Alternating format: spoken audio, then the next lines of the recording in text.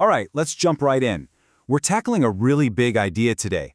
What does the Bible actually mean by faith? Because, as we're about to see, the popular understanding of it, well, it might be missing the point entirely. You've heard this before, right? I mean, it's pretty much everywhere. In popular culture, and especially when people are being skeptical, this is the go-to definition. It paints faith as something fundamentally irrational, a blind leap in the dark. And that's the big question we're digging into. Is that what's really going on? Because when you actually go back and look at the original text, a completely different picture starts to emerge, one that really challenges this modern idea. So, first things first, let's be clear about what we're pushing back on. This whole idea of belief without evidence, it's what you'd call a straw man argument. It's a flimsy, distorted version of the real thing that's super easy to knock over, but it doesn't even come close to representing the real, historical concept of faith. Just look at the contrast here. It's night and day, isn't it? On one side, you have the popular idea, faith is irrational, blind, a leap in the dark. But then you look at the biblical definition, and it's all about trusting in something you have good reason to believe is true. It's relational. It's based on evidence. It's not a leap in the dark. It's a confident step forward because you trust the source. So how do we get to the bottom of this? Well, we have to do a little detective work and go back to the original languages of the Bible, Greek and Hebrew. The English word faith can be a little vague, but the original words, they are packed with meaning. Let's start with the New Testament. The main Greek word for faith is pistis, and this is where it gets really interesting. The root of this word is pathos, which means to persuade. Think about that for a second. To persuade. So faith isn't just some random choice you make. It's a conviction that comes about because you've been persuaded by reasons, by testimony. It's about having confidence, not making a wild guess. Now let's switch over to the Old Testament. The Hebrew word is Emunah. What's so fascinating here is that this word is first used to describe God's own character, His faithfulness, His reliability, His steadfastness. So human faith, then, becomes our response to that proven track record. It's like anchoring yourself to something or someone who's already proven themselves to be absolutely solid and trustworthy. So, you can see when we build on these original words, biblical faith starts to look a lot more like loyalty, like deep-seated trust and fidelity. It's not just about agreeing with some ideas in your head, it's a whole person thing. And we can break pistis down even further. It's not just one simple thing, it's got these 4 interconnected parts. First, there's the cognitive part, right? Your mind accepts something as true based on evidence. But that's just the beginning. It's also relational trust, putting your confidence in a person. Then there's the volitional part. You actually commit to act on that trust. And finally, it's about covenantal loyalty, staying steadfast. It involves your whole being, your mind, your heart, and your will. I love this quote because it sums up the Hebrew idea of Emunah so perfectly. Faith, firmness, fidelity, truth, it all comes together under one roof. The point is always a reliability that doesn't waver. So faith is about aligning yourself with that which is ultimately solid and true. It's really the exact opposite of something flimsy or baseless.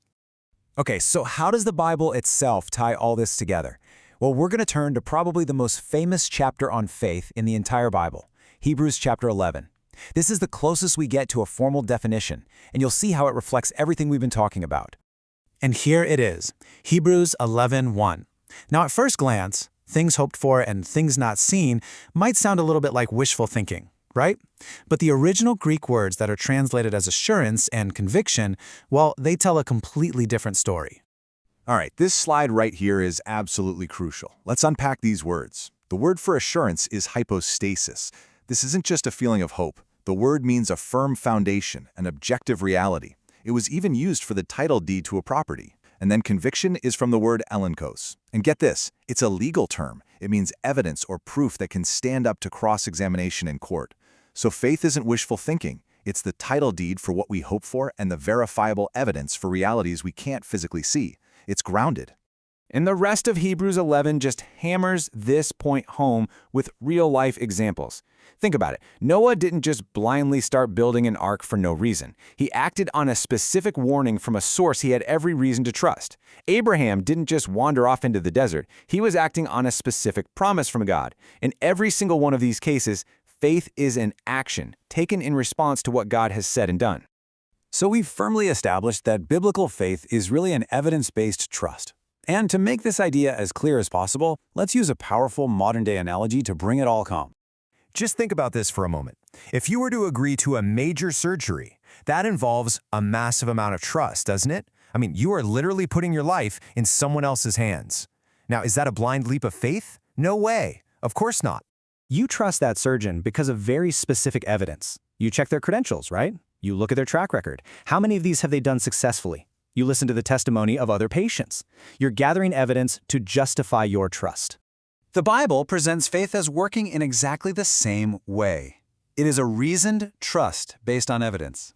So, instead of a doctor's credentials, you have God's self-revelation in creation and in the Scriptures.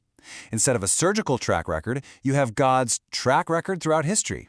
And instead of patient reviews, you have the testimony of eyewitnesses, the apostles, and the prophets. The principle is identical. Faith is a reasonable response to a body of evidence. So let's be super clear. When Hebrews 11 talks about things not seen, it doesn't mean imaginary things or things with no basis in reality. It's talking about realities that we can't see with our physical eyes right now, like the future or the spiritual realm or God himself. But our confidence in these unseen things is grounded in the evidence of what has been seen and what has been revealed. And this quote just ties it all together beautifully. Biblical faith is not confidence without evidence. It's confidence that's so deeply grounded in the evidence of God's past actions and promises that it allows us to extend that trust to what is not yet seen. Which leaves us with this final, really important question to think about. If faith isn't a blind leap in the dark, but a reasoned step based on evidence, what changes? Honestly, it changes everything. It completely reframes the conversation away from arguments about being irrational and toward a much more fascinating discussion. What is the evidence? And is it trustworthy?